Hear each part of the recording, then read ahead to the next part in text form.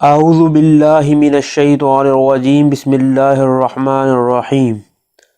السلام علیکم ناظرین، آپ دیکھ رہے ہیں زویا لائف ہیلتھ کیئر۔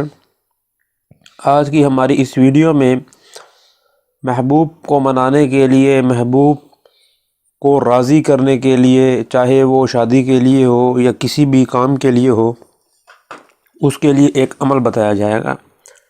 عمل بتانے سے پہلے میری چھوٹی سی گزارش یہ ہے کہ آپ عمل سننے کے بعد وہ عمل اتنے ہی دن تک کیا کریں، اس کے بعد نتائج نہ آنے کی صورت میں خدا نخواستہ پھر آپ کمنٹ کیجئے۔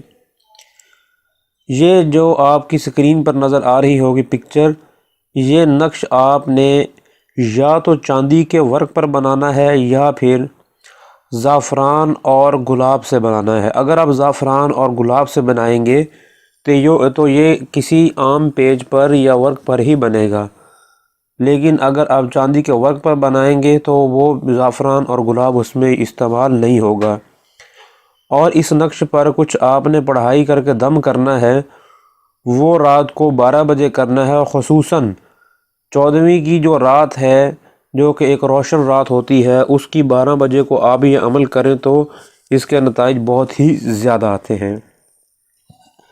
اس سے آپ کے محبوب کا جو دل ہے وہ مطمئن ہوگا۔ آپ کے محبوب کے بارے میں آپ کے محبوب کے دل میں جو مسائل ہیں، جو خواہشیں ہیں، جو اس کے دل میں وہم ہے اور شک ہے، وہ ہر طرح سے ختم ہو جائے گا۔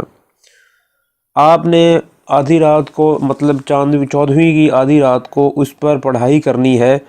پڑھائی کے لیے میں آپ کو بتا دیتا ہوں، آپ نے پہلے 11 دفعہ سورہ فاتحہ پڑھنی ہے، اس سے پہلے 3 دفعہ درود ابراہیمی بھی پڑھ لیں آپ، اور اس کے بعد آپ نے